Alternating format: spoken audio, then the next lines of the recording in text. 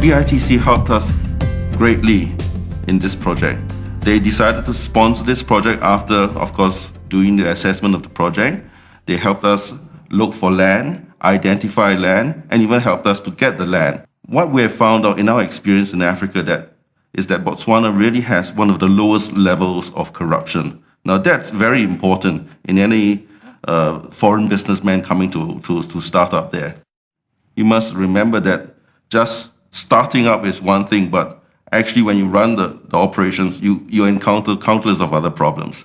So quite many times we had to run back to BITC to ask for their assistance, and I'm very happy to say that they have been very forthcoming with this.